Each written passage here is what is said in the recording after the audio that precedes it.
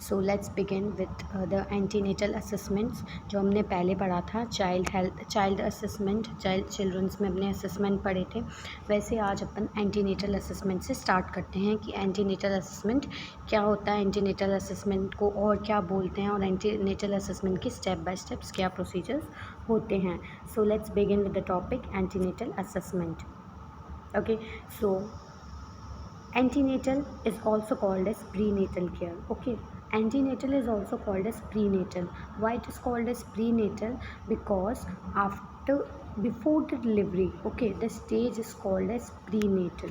जब डिलीवरी नहीं हुई है बेबी की, डिलीवरी से पहले, ओके, मदर की जो असेसमेंट करते हैं, जो भी अपन चेक करते हैं मदर को, ओके, जो भी ऑब्स्टेक्टिकल स्कोर्स जो आप अपन बाद में पढ़ेंगे, जो भी अपन कुछ चेक करते हैं मदर्स में, ओके, असेसमेंट जो हेल्दी असेसमेंट होते हैं वो अगर अपन चेक करेंगे मदर्स में, तो वो सारी चीज़ें बिफोर डिलीवरी क्या कहलाएगी prenatal care. Okay, and it is also called as antenatal care because after delivery अपन उसको पोस्टनेटल कहेंगे.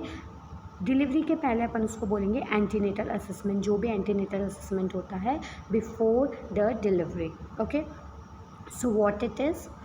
Systemic supervision of a woman during pregnancy is called as antenatal. Okay, during pregnancy की time की बात हो रही है, ठीक है. तो ड्यूरिंग प्रेगनेंसी एक सिस्टमेटिक सुपरविजन होता है, स्टेप बाय स्टेप है, सिस्टमेटिक है, और सुपरविजन होता है कंप्लीट वुमेन का ड्यूरिंग प्रेगनेंसी. उसको अपन एंटीनेटल कहेंगे और प्रीनेटल केयर कहेंगे, जो भी सिस्टमिक सुपरविजन हो रहे हैं. ओके, किस पे? मदर पे. Next, why it is important. तो ये क्यों ज़रूरी है? Because it determine the wellbeing of the new born and chance for survival of mother history. Okay, तो इससे अपन को ये पता चलेगा कि न्यू बॉर्न जो है वो कितना वेलबींग है. ओके, और चांसेस ऑफ सर्वाइवल कितने हैं मदर्स में, और मदर्स की हिस्ट्री भी पता चलेगी. ओके, कि मदर्स कोई सेडेंट्री लाइफस्टाइल्स तो नहीं है. Sedentary lifestyles means mother smoking वगैरह, वीट और सब्सटेंस अब्यूज़ तो नहीं लेती थी. ओके, जब बेबी वूम में था, जब बेबी है, ठीक है. तो ये सारी चीज़ें अफेक्ट करती है न्यू बॉर्न को. तो ये सारी चीज़ें इंपॉर्टेंट क्यों है जानना? बिकॉज इससे अपन को वेलबींग पता चलेगी, न्यू बॉर्न की हेल्थ पता चलेगी कि न्यू बॉर्न में क्या है, और चांसेस फॉर सर्वाइवल, और कितना बेबी की अच्छी चांसेस है, सर्वाइवल रेट कितनी है. ओके, तो ये सब चीज़ें अपन को पता चलेगी. That is why antenatal assessment is must important. Next, area of concerns. Okay, so अपन कौन से एरिया डिटरमाइन करेंगे एंटीनेटल असेसमेंट में? First of all, pre conceptional counselling. Second, assessment of risk factors. Third, ongoing assessment of fetal wellbeings. Fourth, ongoing assessment of complications. Fifth, education. And the last one, sixth, is discussion of birthing care options. Okay, so these are the area that the nurse has to focus. ये सारे ऐसे area हैं जिसमें nurse को focus करना है जब भी एंटीनेटल असेसमेंट्स करें. ओके, परफॉर्म करें. सो फर्स्ट है pre conceptional counselling. Pre conceptional counselling में उसको मदर को काउंसलिंग लेनी है, ठीक है, कंसेप्शन से पहले. ओके, कंसेप्शन से पहले मीन्स बिफोर, जब उसने डिसाइड करा है टू बिकम अ मदर, तो उससे पहले उसको एक काउंसलिंग करवानी है कि कैसे मदर बनने के बाद कैसे उसको अपने आप को हैंडल कर, मीन्स अपने आप को बहुत सारी चीज़ों से अवॉइड करना है. ओके, जैसे कि बहुत सारी चीज़ें, हेल्दी डाइट लेनी है, और कुछ बहुत सारी चीज़ें हैं जैसे सब्सटेंस है, अल्कोहल है, उन सब चीज़ को अवॉइड करनी है अपन को. Okay, during this time. Next, assessment of risk factors. अगर कोई भी रिस्क फैक्टर्स आ रहे तो उसका असेसमेंट ज़रूर करना है. ओके, कोई भी रिस्क फैक्टर्स हैं, मान लो अगर मदर को पहले से कोई प्रॉब्लम है या पहले से कोई जेनेटिक प्रॉब्लम है, ओके, जैसे कि डायबिटीज़ और हाइपरटेंशन है जो पूर्वजों से चलती आ रही, अपने तक वो पहुंच जाती है. Okay, step by step family के थ्रू.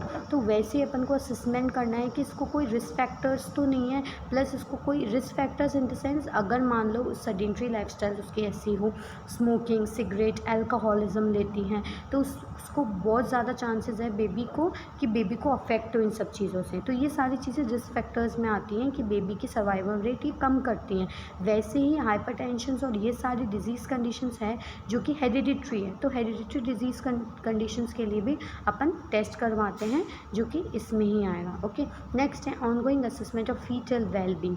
फीटल वेलबींग का केयर असेसमेंट करने के लिए कि वो हेल्दी, उसमें सारे पार्ट्स डेवलप हो रहे हैं कि नहीं, जैसे कन्फर्मेटरी डायग्नोसिस सोनोग्राफी वगैरह है। ओके, सोनोग्राफी से अपन को जेस्टेशनल एज बेबी की लेंथ, हाइट सब पता लग जाएंगे। एजुकेशन करना है मदर को। ओके, प्रॉपर एजुकेशन करना है मदर को कि जैसे बेबी की पूरी इन्फॉर्मेशन कि कैसे बेबी मूव होगा, फर्स्ट मूवमेंट कब होगा, और पूरा मदर को, बिकॉज फर्स्ट टाइम अगर मदर बन रही है तो बहुत एजुकेशन देने की ज़रूरत है उसको।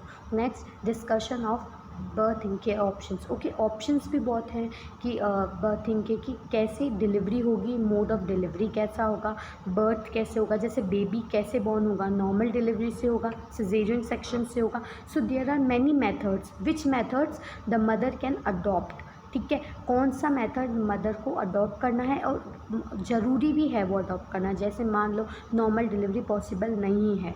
ओके, नॉर्मल डिलीवरी पॉसिबल नहीं है जस्ट बिकॉज मान लीजिए कोई भी प्रॉब्लम आ रही है, कोई भी डिजीज़ कंडीशन है या कोई भी ऐसी चीज़ है, अगर ऐसी प्रॉब्लम आ गई है जिससे ऑब्स्ट्रक्शन हो सकता है, बेबी पूरा कंप्लीटली बाहर नहीं आ सकता, जो कि गायनिक में बहुत सारी डिजीज़ कंडीशन है। ओके, पॉलीहाइड्रोमीनियाज, ओलिगोहाइड्रोमीनियाज, बहुत सारी ऐसी डिजीज़ कंडीशन है, या कॉन्ट्रैक्टेड पेल्विस है, या कुछ भी है पेल्विस के रिगार्डिंग है कोई भी प्रॉब्लम, जिससे क्या हो सकता है, नॉर्मल डिलीवरी नहीं होगी। तो ये सारी चीज़ें जो होती हैं वो सारी ऑप्शंस डिपेंड करता है मदर पे। वैसे ही एक डिपेंड करता है मदर पे, अगर मदर चाहती है वो पेन जो नॉर्मल पेन्स होते हैं, कॉन्ट्रैक्शंस के पेन, वो सहन नहीं कर सकती और वो मदर इलेक्टिवली बोलती है, मतलब खुद की मर्ज़ी से बोलती है कि मुझे LSCAC करवाना है, that is lower segment caesarean section, मुझे ऑपरेशन से ही बेबी कराना है। ठीक है, ऑपरेशन से ही कराना है, तो वो चीज़ किस में आ जाती है, वो चीज़ आ जाती है इलेक्टिव LSCS में, कि मदर खुद अपनी मर्ज़ी से कह रही है that she needs to be LSCS। Okay, तो उसको LSCS ही करवाना है। तो वो ऑप्शन सारे जो होते हैं वो डिपेंड करते हैं मदर पे। तो ये सारी चीज़ें पूछना बहुत इंपॉर्टेंट है। तो ये सारे एरियाज़ इंपॉर्टेंट है कंसर्न्स में। Next, timing of antenatal visits. So timing क्या है एंटीनेटल विजिट्स के, देख लेते हैं। The first visit should be differs beyond the second missed period. Okay, जो सेकेंड मिस्ड पीरियड होता है ना, तब से आना स्टार्ट हो जाता है। ओके, तो सबसे पहले अपन ने देखा होगा जब भी अपन मदर्स को लेकर जाते हैं विजिटिंग के लिए, जब पता होता है, जब पता नहीं होता कि कंफर्मेशन नहीं होता कि प्रेग्नेंट है नहीं है, तब अपन लेकर जाते हैं विजिट के लिए, तब पता चलता है कि हिस्ट्री में LMP पूछते हैं अपन, last menstrual period. Okay, that is LMP। अपन पूछते हैं कि लास्ट मेंस्ट्रुएशन कब आया था, कितना गैप है, उसी से अपन EDD निकालते हैं, that is expected date of delivery.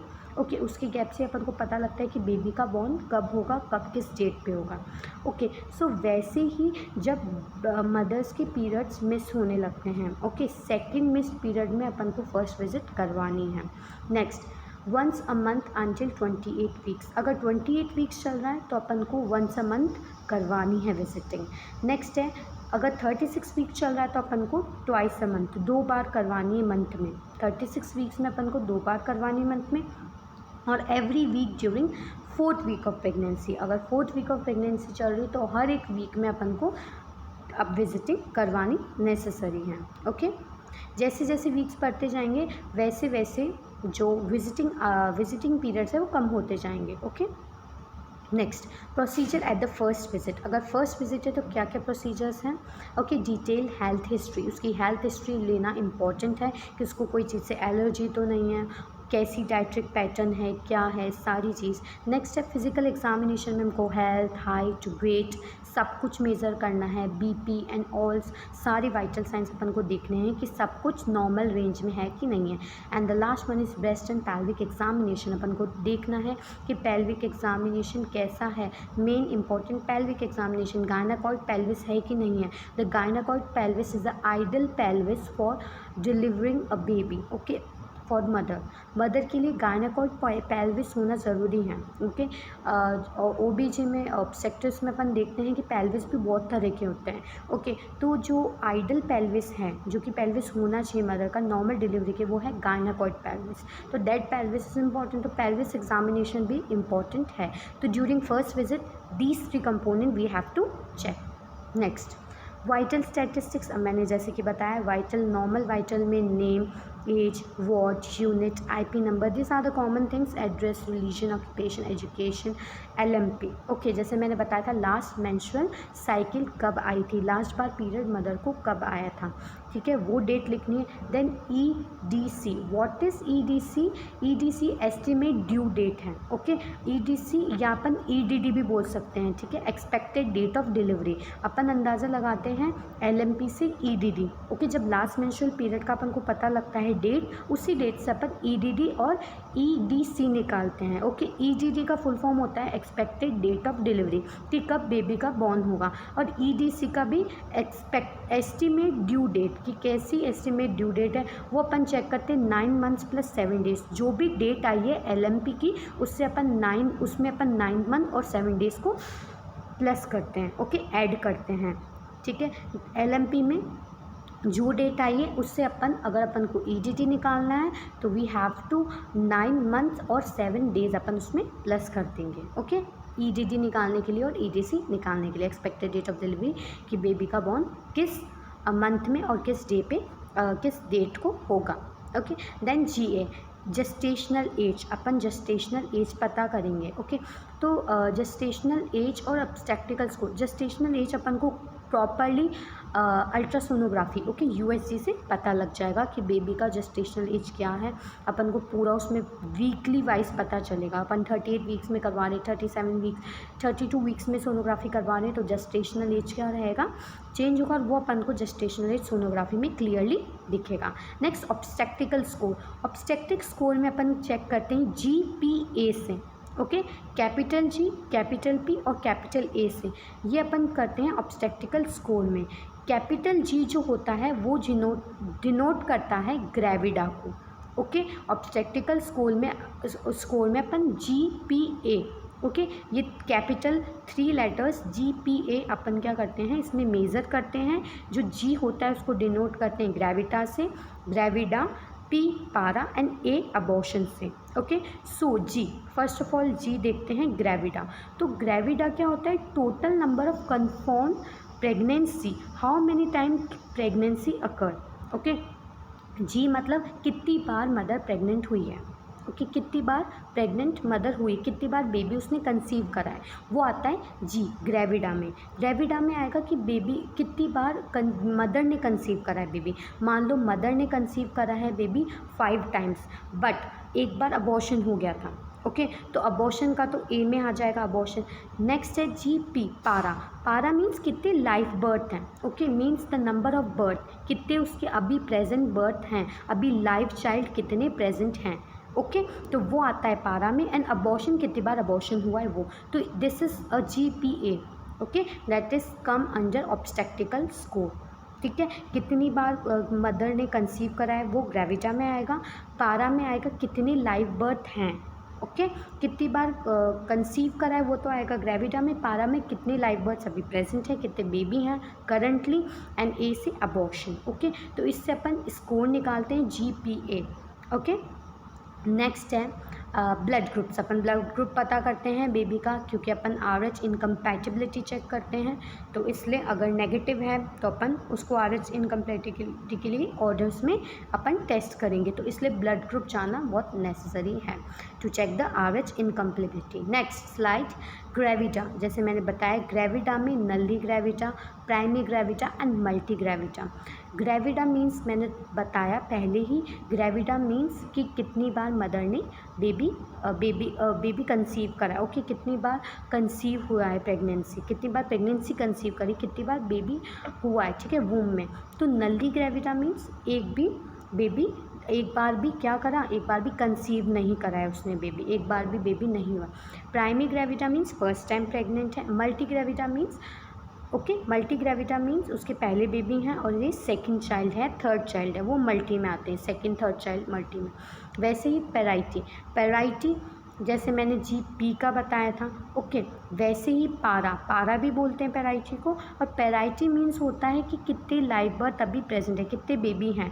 तो वैसे ही नल्ली पारा मीन्स कोई भी बेबी अभी नहीं है, प्राइमी ग्रेवा मीन्स एक बेबी है, मल्टी मीन्स बहुत सारे हैं, 2 से ज़्यादा, 4 से ज़्यादा आते हैं ग्रैंड मल्टीपारा में, ओके, कि अगर बेबी मदर के वूम में बेबी हैं और 5 और हैं तो वो आते हैं ग्रैंड मल्टीपारा में, ओके। तो इतने लाइव बेबी हैं वो सारे आएंगे ग्रैंड मल्टीपारा में। तो ये सारी टर्मिनोलॉजीज़ हैं related to obstetrical score.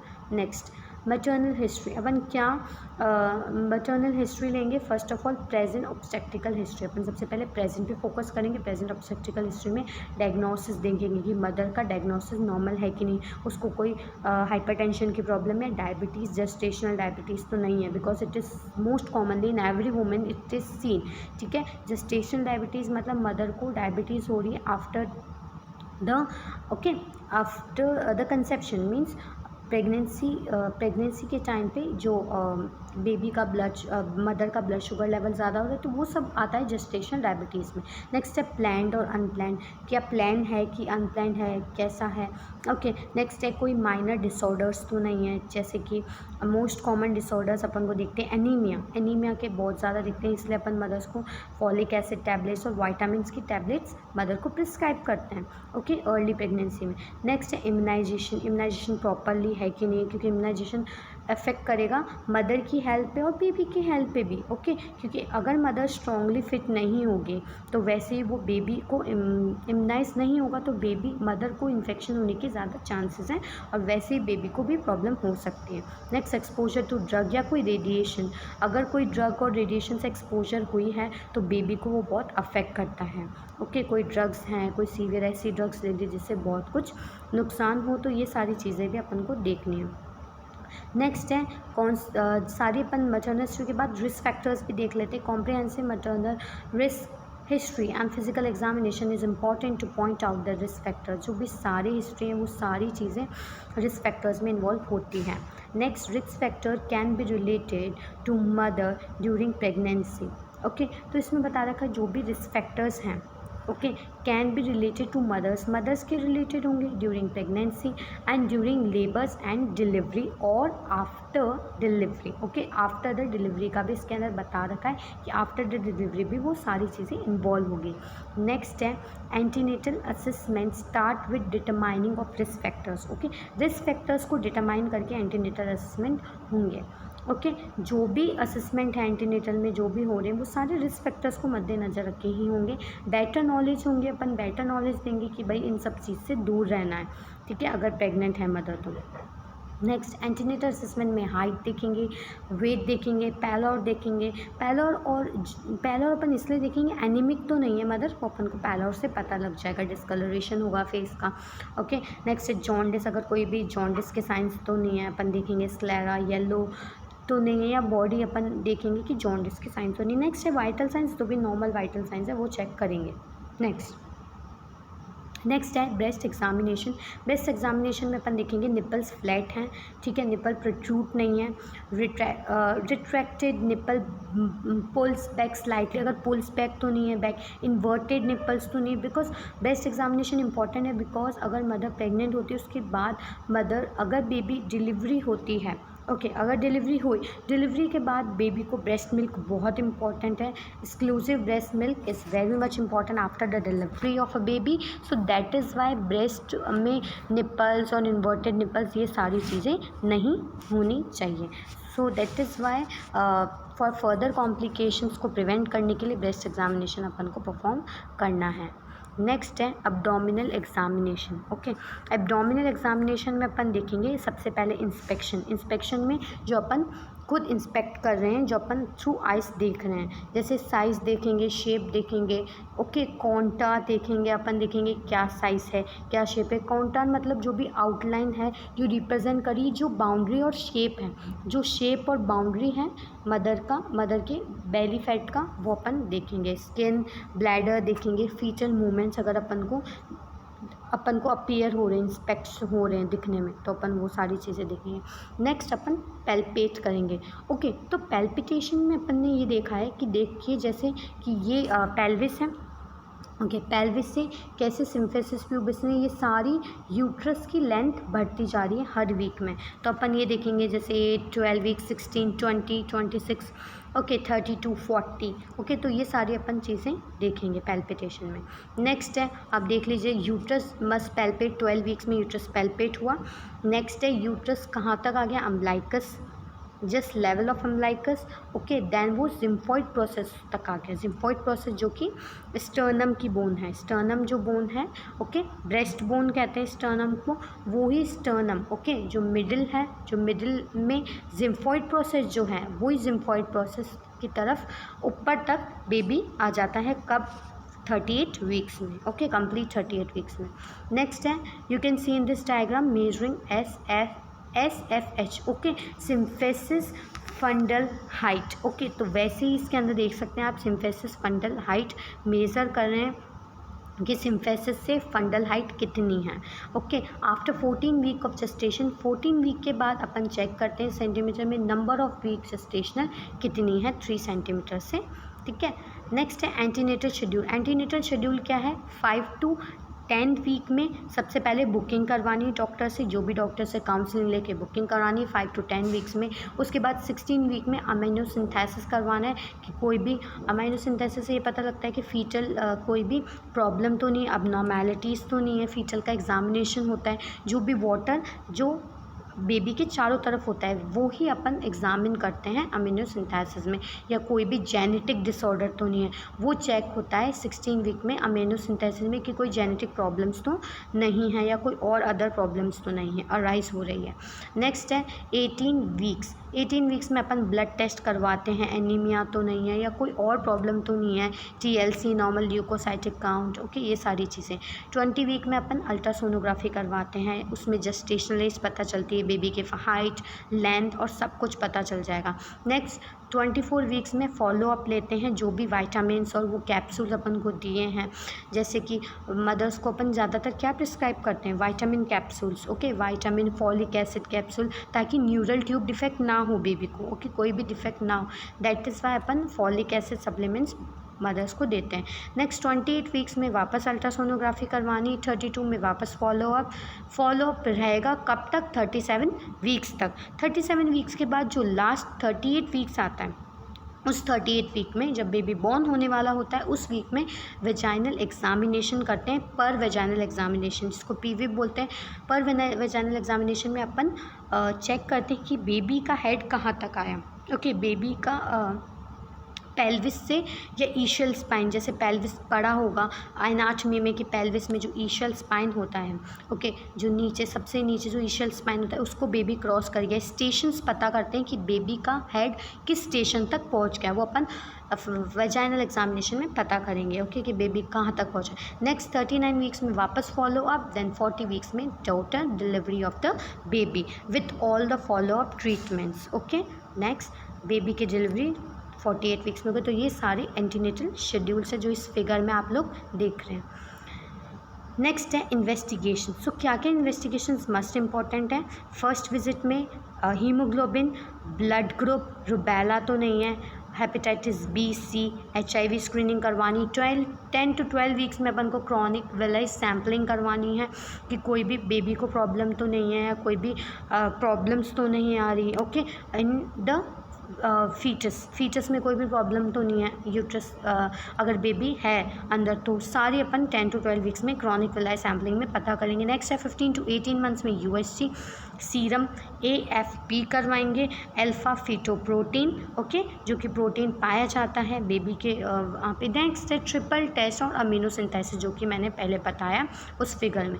Next 28 weeks में अपन HB, TC और DC, फेरिटेनिन, GTT, अपन ये सारी चीज़ें चेक करेंगे। GTT है ग्लूकोज टॉलरेंस टेस्ट, अपन देखेंगे कि मदर को कोई ऐसे कंडीशन तो नहीं आ गई है कि डायबिटिक कंडीशन तो नहीं आ गई है, तो ये सारी चीज़ें अपन चेक करेंगे 38 वीक्स में। उसके बाद अपन चेक करेंगे vaginal swab including group beta, कोई भी वेजाइनल इन्फेक्शंस तो नहीं है, कुछ भी प्रॉब्लम तो नहीं है वो सारे 28 में। 36 में अपन हीमोग्लोबिन वापस करवाएंगे कि एनीमिक कंडीशन नहीं है। नेक्स्ट है एंटीनेटल चार्ट शुड रिकॉर्डेड, क्या क्या चीज़ें रिकॉर्ड करनी है, वेट गेन कि कितना वेट गेन करा उसने 12 to 15 kg टोटल।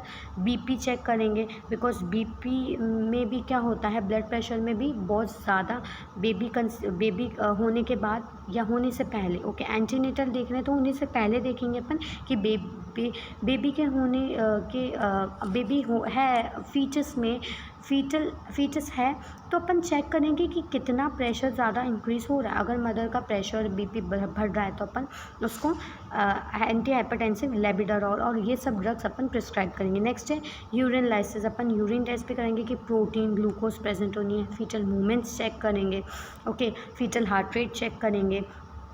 उसी के साथ अपन फीटल का साइज़ भी चेक करेंगे कि बेबी कैसे बढ़ रहा है, फीटस बढ़ रहा है। यूटेराइन साइज़ चेक करेंगे कि यूट्रस कितना बढ़ रहा है, ओके वूम में। नेक्स्ट है fetal life presentation engagement, specially 36 weeks में अपन चेक करेंगे कि बेबी का प्रेजेंटेशन कैसा है। प्रेजेंटेशन मतलब बेबी किस लाइन में है, ओके बेबी का सबसे पहले हेड है, चिन है। प्रेजेंटेशन मतलब जो फर्स्ट बेबी का पार्ट है जो कि अपन एग्जामिनेशन करेंगे वेजाइना से, तो बेबी का फर्स्ट ऑफ ऑल हेड है, ओके या बेबी का फेस प्रेजेंटेशन है या कौन सी प्रेजेंटेशन है, वो सारी अपन चेक करेंगे प्रेजेंटेशन में कि बेबी का प्रेजेंटिंग पार्ट क्या है, सबसे पहला जो अपीयर हो रहा है वो क्या चीज़ है, ओके। एंगेजमेंट होता है, एंगेजमेंट मतलब बेबी का अपन ये सारी चीज़ें पढ़ते हैं, ओके मैकेनिज़्म ऑफ लेबर में कि लेबर का मैकेनिज़्म क्या है। तो एंगेजमेंट होता है कि जब बेबी का हेड फर्स्ट टाइम बेबी का हेड एंगेज होता है किसमें, पेल्विस में, उसको अपन एंगेजमेंट कहेंगे कि बेबी का फर्स्ट टाइम जो बेबी हेड है वो पेल्विस में एंटर होता है, पेल्विस जो है उसमें एंटर होगा, उसको अपन बोलेंगे एंगेजमेंट। वो 36 वीक्स में चेक करते हैं। एंटीनेटल असेसमेंट में सोनोग्राफी देखेंगे, हाई क्वांटिटी साउंड वेव्स देखेंगे, ट्रांसड्यूसर्स देखेंगे, ओके सोनोग्राफी भी एक तो अपन सोनोग्राफी स्टमक, एक इंटरयूट्राइन सोनोग्राफी भी होती है, अपन वो दोनों सोनोग्राफी करवाएंगे। यूजुअली अपन क्या करवाते हैं, स्टमक वाली ही सोनोग्राफी कराते हैं जिसमें साउंड वेव्स में को सारी इंफॉर्मेशन फीचर्स की पता लग जाती है, okay. So you can see that clinical use क्या है, identify pregnancy, determining fetal age पता लग जाएगी। अमनियोटिक फ्लूइड की कोई एबनॉर्मेलिटी तो नहीं है, जैसे मैंने बताया था पॉलीहाइड्रोमीनियास, ओलिगोहाइड्रोमीनियास मतलब एमनियोटिक फ्लूइड की कमी होना, ओलिगोहाइड्रोमीनियास। पॉलीहाइड्रोमीनियास मीन्स एमनियोटिक फ्लूइड ज़्यादा हो रहा है, ओके 1500 ml से भी ज़्यादा हो रहा है या 200 से कम हो रहा है, वो ओलिगोहाइड्रोमीनियास कहलाता है। तो ये सारी एबनॉर्मेलिटीज़ भी शो करती है कि बेबी नॉर्मल डिलीवर नहीं हो सकता। तो ये सारी चीज़ें पहले ही डिटरमाइन होती है जो कि अल्ट्रासाउंड में होती है। डिटेक्ट फीटल अबनॉर्मेलिटी, कोई भी अबनॉर्मेलिटी हो फीटल की पता लग जाएगी, बेबी मूव नहीं कर रहा, कुछ भी प्रॉब्लम है वो सारी चीज़ें पता लग जाएगी, ओके।